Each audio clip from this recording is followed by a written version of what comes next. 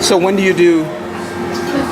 This is Cirque du Soleil here. Oh yeah. Honestly, the when you come in on the weekends and stuff like that, like we throw everything out. We literally try and I try and add as much excitement as we can. Yeah. You know, it reminds me of that old movie Cocktails That's with, right. with Tom Cruise. Worst movie ever. They made it just because of the scenery in the background. Yeah. Okay, so we've got identify this for the infidels amongst us who don't This know. is Fernet Branca. This is like a herbal minty alpine liqueur. It's very tasty. And you usually pour that first? Thank you. Yeah, and then you just have a little chaser of ginger beer or something like that. That's what they do in San Francisco. So, That's would you where like it to join works. us? That's where it works. Would you like to join us? So yeah, I'm open to being educated. so we're gonna be putting some new cocktails, and they're all gonna be on the gun, and they're gonna be called Sons of the Gun, and literally, Fernet Gun Coca, yeah.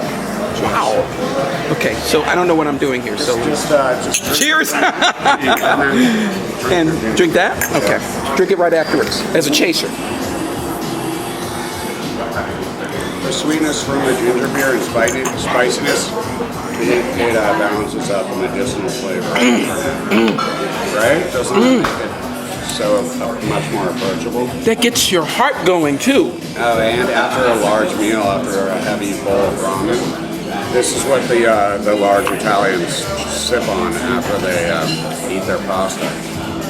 So it's really popular in Argentina because Argentinians don't think that they're South American. They claim to be Italian or French or European descent primarily.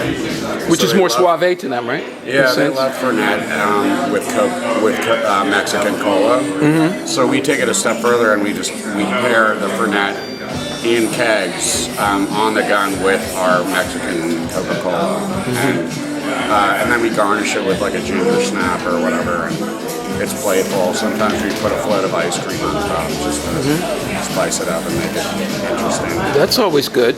Yeah, Like a so- float or something. Yeah, exactly. So like a nice boozy float. Hey, that's a winner right there. Right? Yeah. And I would think the caliber of people that you would attract. There we go. Speaking of which, the smiley face. The timing was perfect on that one. I was going to say that I would think the caliber of people that you would attract are people who have an appreciation, who have traveled. Oh, like and yourself. they identify what we're, and we live and we travel. It's like my favorite thing to do. So I always, when I'm always taking notes and like really trying to reach out to, especially in the demographic we're in. There's so many different walks of life to find common ground with and enjoy like what they're used to do in their native land, and it's really fun and it makes everyone feel at home. And that kind of goes back to your theme. Now that it's really making sense to me, because Charlie Chaplin traveling to another country and being influenced by its culture, and imitating its culture. I love getting along with someone that doesn't speak my language. It truly does prove that, character is everything, and true. common ground is always there as long as you make an effort to find it. That's true, and that reminds me of the conversation I had with Ari earlier when he was talking about looking for an authentic chef, and he said when he knew that there was a conversation, a problem with language and so on, that he knew that this guy was authentic, and that was part of the requirement, is that you almost have to have It's great, and that's why Jake, who just made you the Casino Royale, he speaks like fluent Portuguese, and I catch him rambling on in Italian to my guests and French, and I mean, he's a talented linguist, and it really does make a big difference to everyone that communication is universal.